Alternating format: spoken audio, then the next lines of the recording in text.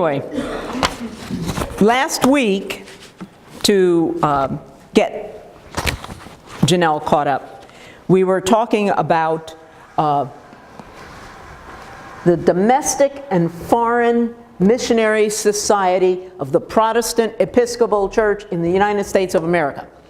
1835, that became the corporate name, okay? And we created domestic missionaries. One was a man named Jackson Kemper, who became the bishop to the Northwest. Think Missouri and on up into the Northwest. The other one was a man named Leonidas Polk, who was the bishop to the Southwest, south of Missouri. Polk basically didn't make it much further than Louisiana for 1001 reasons. But anyway, he became the bishop of Louisiana, and he eventually founded a university in Sewanee, Tennessee, which was named the University of the South. So, into the 1850s, the whole issue of slavery is creating havoc in many of the denominations. The Presbyterians split, the Methodists split, the Baptists split, and the Episcopal Church struggled to try to stay together. You have to remember that the Episcopal Church had a strong presence in Virginia, which was a historic presence from 1607, and in South Carolina. And so any attempt for General Convention to pass a resolution condemning slavery was going to meet with great resistance from the southern states. In addition,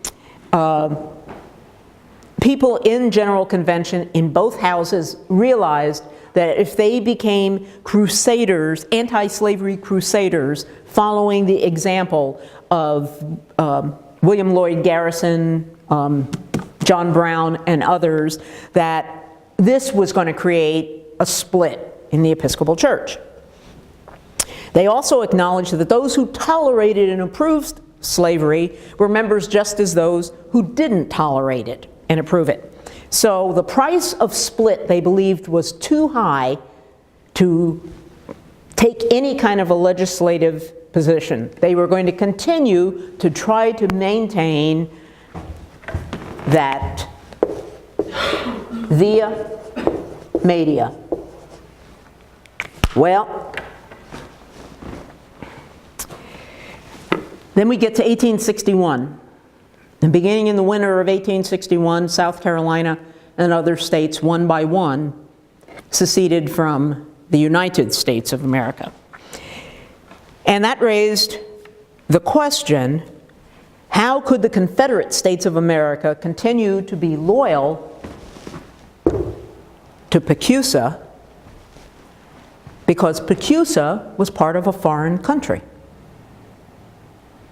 So they created PEXA, the Protestant Episcopal Church in the Confederate States of America. It was organized in 1861 by Leonidas Polk, who was the Bishop of Louisiana, and Stephen Elliott, who was the Bishop of Georgia. They held their first meeting in 1862, and they called their corporate meeting General Council, same two initials as General Convention. They adopted canons which differed very little from Pecusah, and they adopted the 1789 prayer book, which was the prayer book for Pecusah, except they deleted the references to the President of the United States of America. Shortly after establishing the Protestant Episcopal Church in the Confederate States, but before their first council meeting, Jeff Davis, who was the president of the Confederate States and was a classmate of Polk at West Point. And so Jeff Davis commissioned Polk as a brigadier general in the Confederate Army. The truth of the matter is, he may have been a reasonably okay bishop, but he was a terrible general. He fought in a number of battles: Shiloh, Chickamauga, Chattanooga, Stones River, and he fought with all of his commanding officers, whose names, if you know anything about the Civil War, would ring a bell. People like Braxton Bragg and P.T.G. Beauregard. He fought with all of them. They knew so much more about fighting a war than he did, but it didn't matter. And in true fashion, he was promoted to lieutenant general. He was killed in 1864 in what is known as the Atlanta Campaign.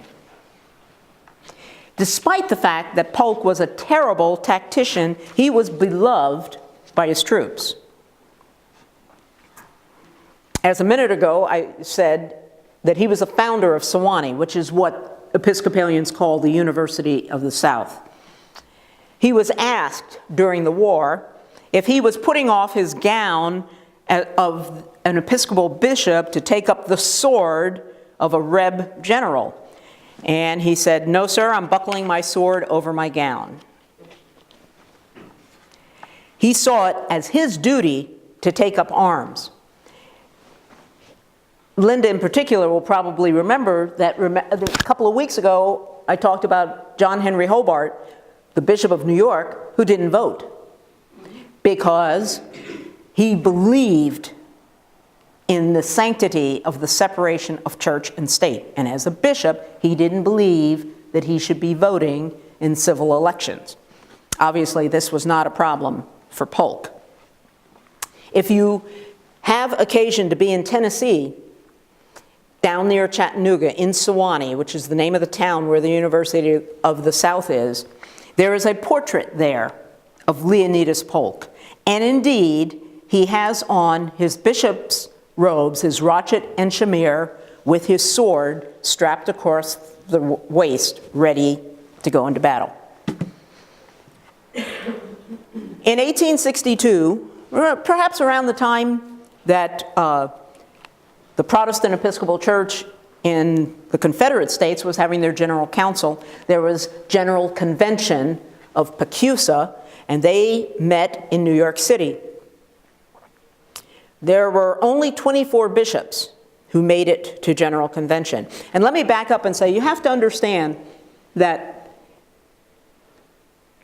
today, every diocese moves heaven and hell to get their deputies and their bishops to General Convention.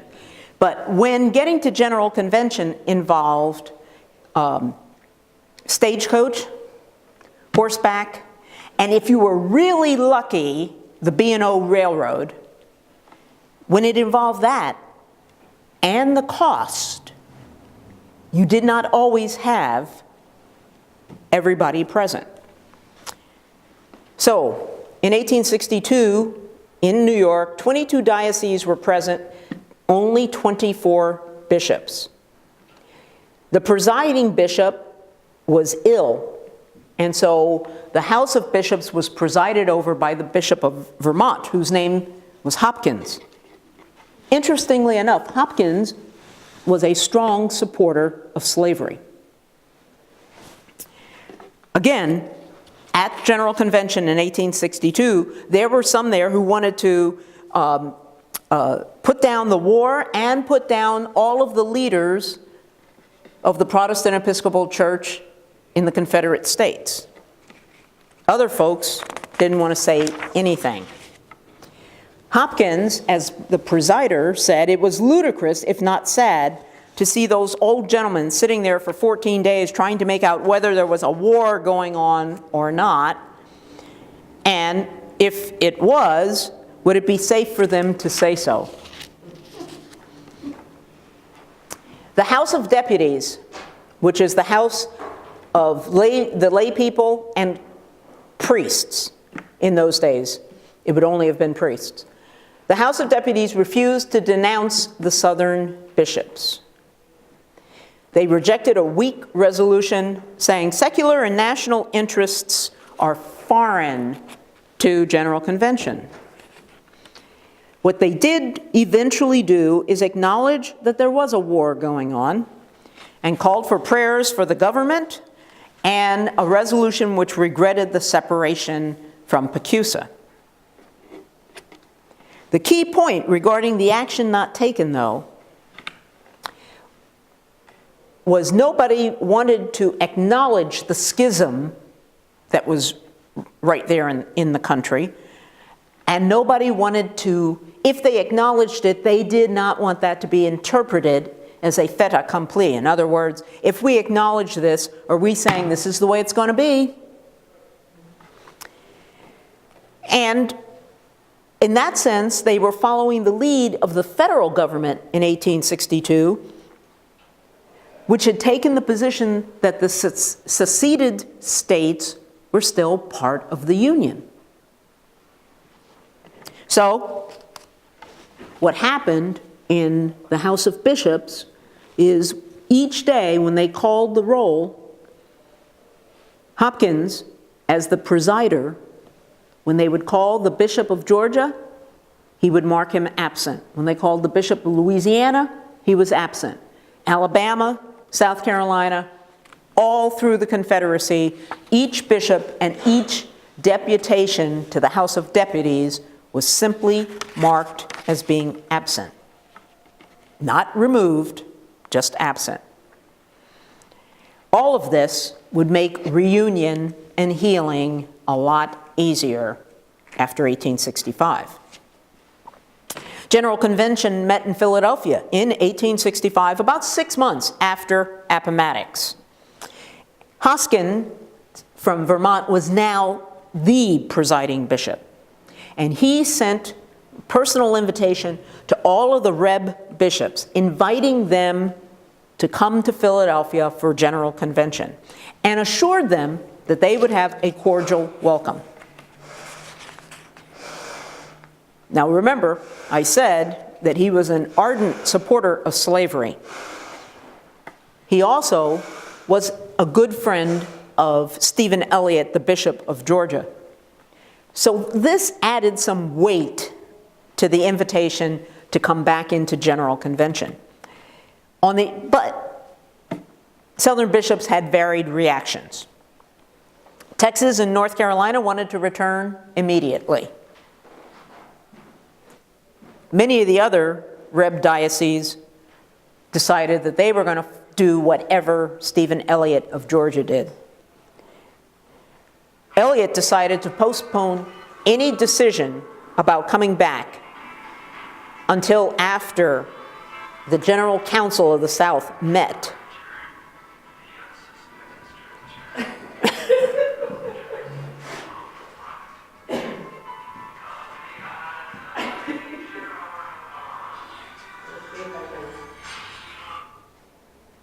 Perfect.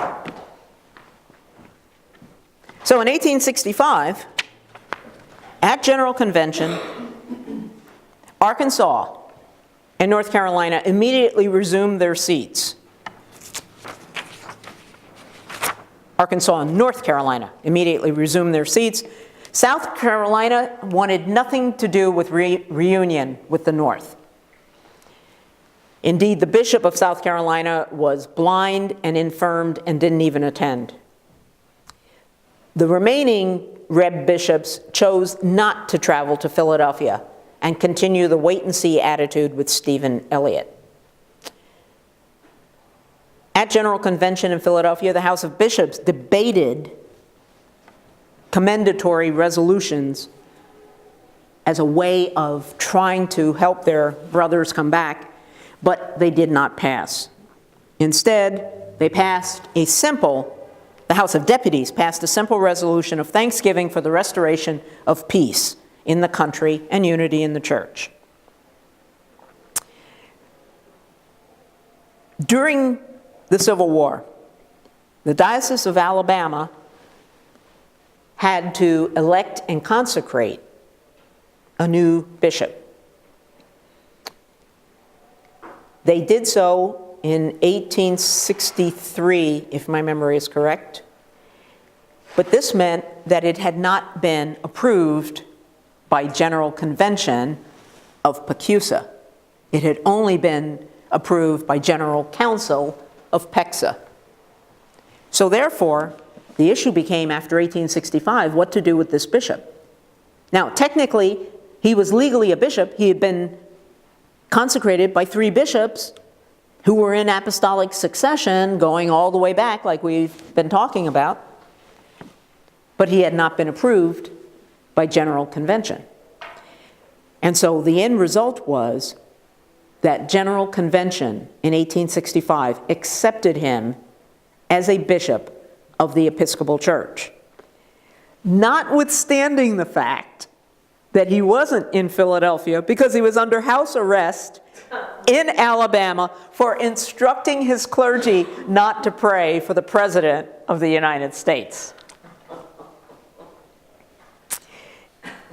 Anyway, the bottom line is, because of the decision that Hopkins made in 1862 to simply list all the southern dioceses as being absent, it meant that technically Pecusa never split. This was a totally separate entity. And so we were able, by 1868, to have all of the southern dioceses back in Pecusa and remain simply Pecusa. Unlike the Presbyterian Church South and United Presbyterians, who did not come back together until 1982. So, war's going on, but in the life of the church, that's not the only thing going on. In the United States, from the 1840s on, Anglo-Catholicism began growing. Now, what we said a couple of weeks ago is Anglo-Catholicism comes from the Oxford movement. There were clergy in the Church of England who did not believe that Parliament had the right to reorganize dioceses, reorganize the what are called bishoprics, in other words, the territory that a bishop oversees, and did not have the authority to remove bishops in Northern Ireland. And so these clergy in Oxford wanted the church to go back to the way it was in the early days, in the first 500-600 years of the life of the church. And in doing so, that meant that they went back and they pulled practices out of Roman Catholic liturgy, things that had been retired at the time of the English Reformation and the advent of the English Book of Common Prayer in 1549. Anglo-Catholicism wanted to recapture many of these traditions, and their name is meant to say just what it says. They're Anglican and they're Catholic. Catholic in the sense of not just pulling things out of the Roman Catholic Church, but Catholic in the sense of going back to the beginning. Anglo-Catholicism was growing in the US despite the war and all of that kind of stuff. Those who were Anglo-Catholics in the United States had no interest in ecumenism. Indeed, they felt that Pecusa what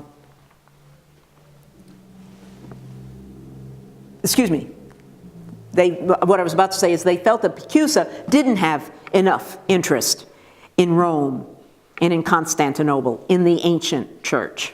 Okay? So, they had a deep belief that Protestant errors were obscuring our Catholic identity, and that those errors had to be removed for the church to have life. One of the things that they saw lacking in Pecusa was incarnational theology. For them, this was important. Jesus' coming into this world as a human being, taking on flesh through the Virgin Mary, was the fundamental starting point for salvation history. In addition, they saw incarnational theology permeating all of the sacraments. And when I say all of the sacraments, Picusa had two, baptism and Eucharist, but Anglo-Catholics wanted to bring back in the other sacramental elements that are of major importance in Rome, things like last unction, confirmation, marriage, ordination. There's a fifth one, I can't remember what it is.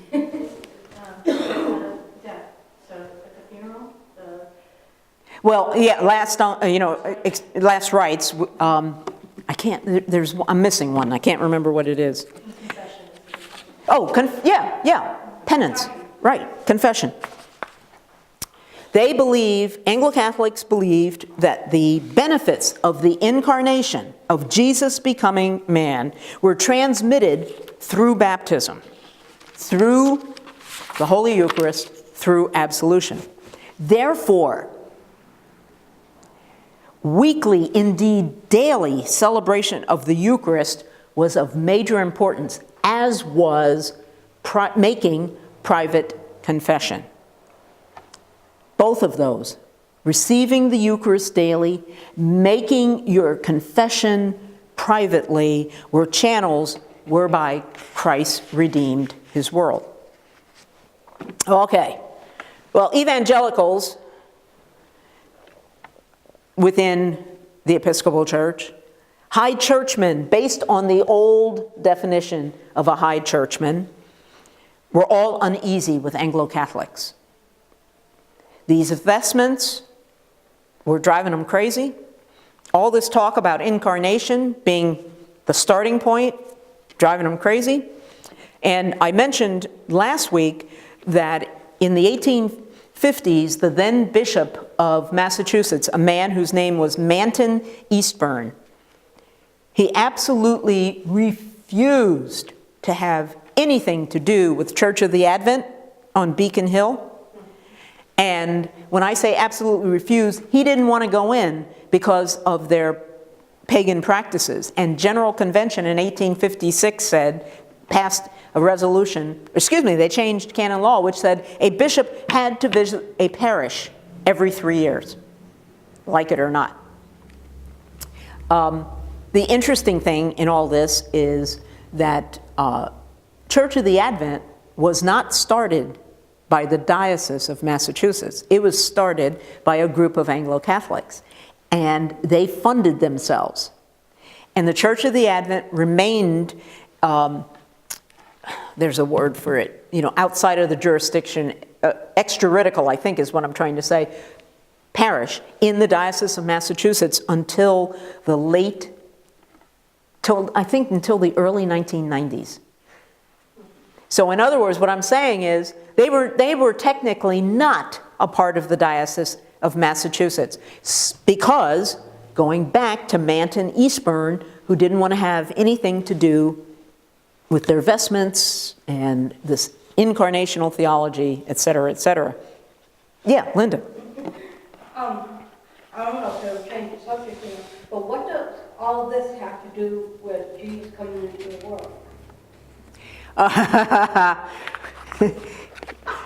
I'm only laughing because sometimes, one of the things that I love about history is sometimes when you go back and you look at a story of a people, of a country, of a church, of a state, sometimes you go back and you look at things from a 21st century vantage point, and you say, what does this have to do with Jesus coming into the world to save our sins?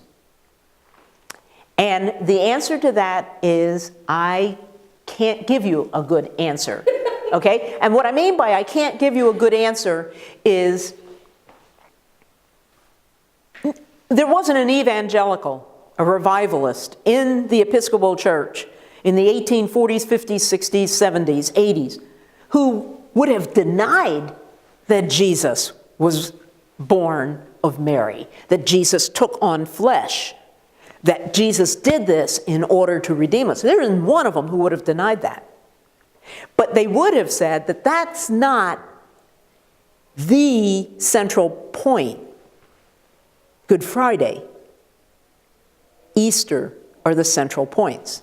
Now, sometimes when if I don't like the sweater that Lisa is wearing, but I can't tell Lisa, not that I should, I can't tell Lisa, I don't like your sweater.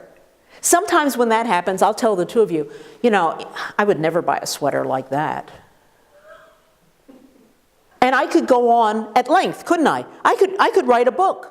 I could preach a sermon on why I wouldn't buy a sweater like that.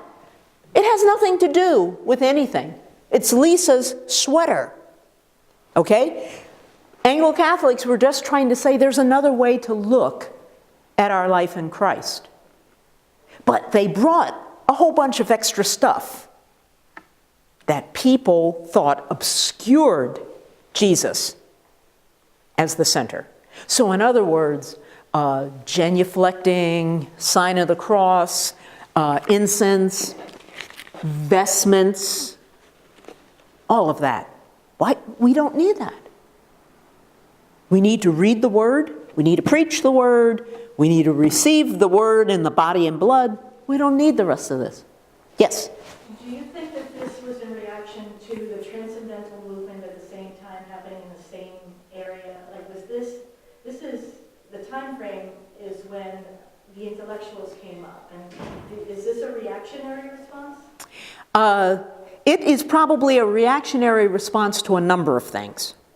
In particular, there's probably some of that transcendentalism, which is out here, you know, and Anglo-Catholicism is out here, and we're trying to take the church, the Episcopal Church, through here. But there were some other arguments that were coming up at the same time within Anglicanism as well as within other denominations about the Bible, the nature of Jesus. And I think, in fairness, Anglo-Catholicism was new, and it was scary. And I'll tell you the other reason that I think it was scary. One of the things that Anglo-Catholics in England in particular, and to a lesser degree in this country, one of the things that they did was they went into the poor parts of town and worked with the immigrants, with the poor, with those who were struggling to stay alive. And they would go in and minister to them. And not only minister to them, but build their churches in their communities. And that's true in the cities. They mainly, in the 1860s and 70s, they were mainly in the cities. So, you've got Advent. Now, don't think Beacon Hill in those days the way we think of it today, but you've got Advent. You had St. John's Bowdoin Street, which was behind the Capitol. You had All Saints Ashmont, going down towards Quincy. In New York, St. Mary the Virgin was built right off of Times Square, because Times Square is where the hookers were. And St. John Bowdoin Street was near Scully Square, and Scully Square back in the day was the red light district. In Milwaukee, the first Anglo-Catholic church there, in the middle of a poor neighborhood downtown. So this was happening all over the country in a way that might have also caused people within the Episcopal Church to feel a little uncomfortable. Not justifying it, just trying to explain what might be going on.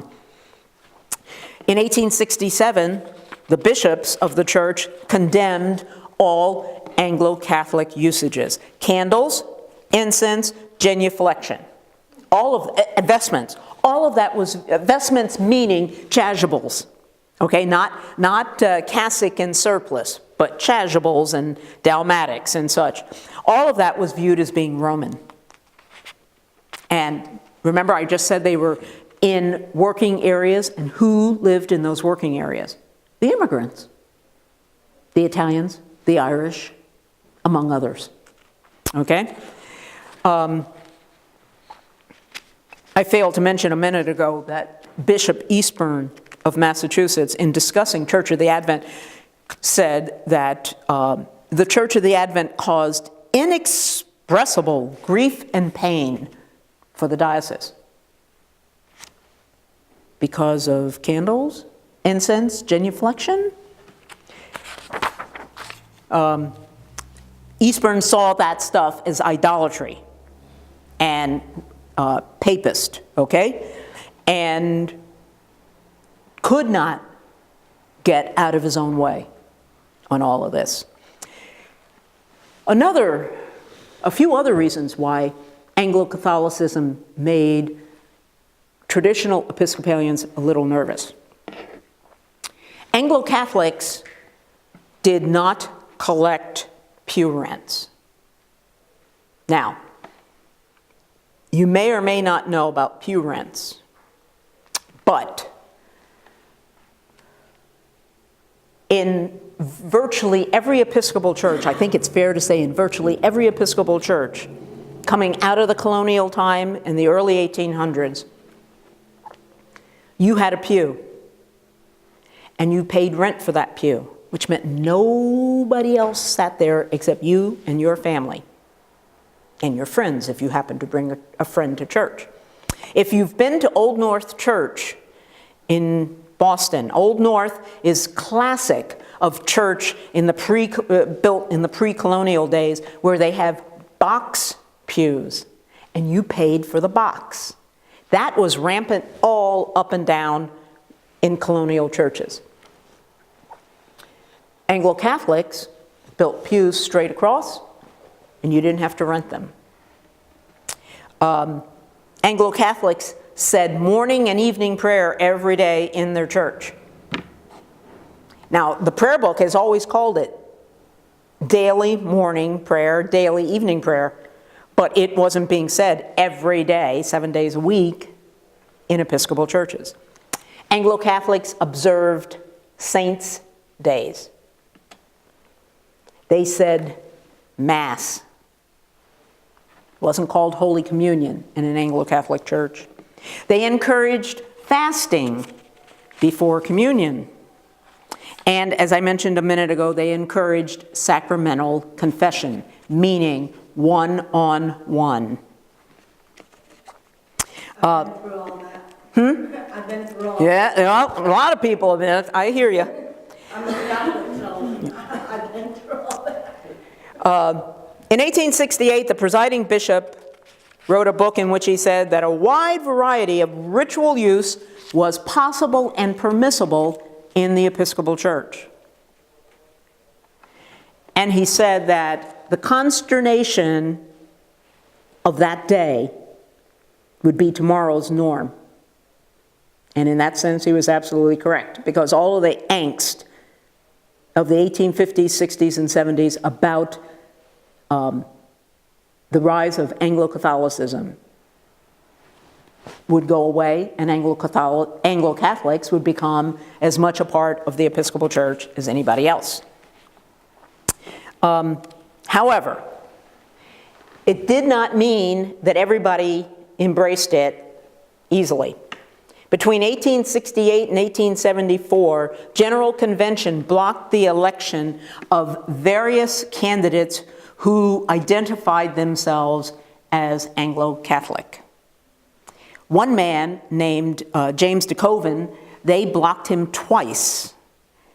He was elected to be Bishop of Wisconsin, and then later Bishop of Illinois, and General Convention refused to endorse him, even though Anglo-Catholic parishes were growing in cities across the country.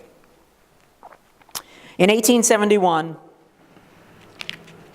General Convention proposed a canon that would forbid the following: incense, crucifixes in churches, crosses in procession, lights on the holy table, except were needed because there wasn't good natural light, the elevation of elements for adoration, the mixing of water with wine, the ablutions, the cleaning of the vessels at the end of communion in the presence of the congregation, bowing, the sign of the cross, genuflection, prostration, reverences, kissing the table, kneeling unless it was prescribed in the 1789 Book of Common Prayer, celebrating and receiving communion alone, allowing unordained folks to assist,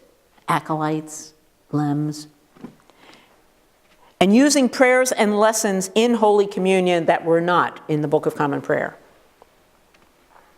They also passed resolutions that said that rectors could not introduce choral services without the approval of their vestry. So in other words, a rector couldn't say, I'm going to become Anglo-Catholic and now I'm going to change everything.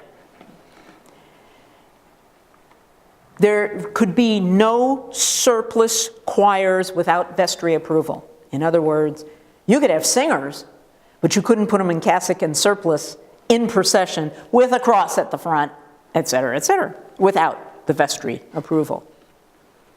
And no vestments except for cassock, surplice, scarf, which is the black band that goes around your neck, preaching tabs, all of that was perfectly fine. In the end, I should have said they proposed all of that. In the end, they took no action. What year was that again? 1875, if my memory is correct. No, 1871, sorry, 1871. In the end, they took no action. They condemned all these ceremonies, but they said that the bishop was the one who was responsible for maintaining order back on the ranch. And on that note, next week, we're going to move into the Reformed Episcopal Church. You're going, what is that? You'll find out. And we will also talk about a big controversy that came at the end of the 1860s worldwide, which is somebody said that Moses didn't write the first 5 books of the Bible. Anyway, thank you all.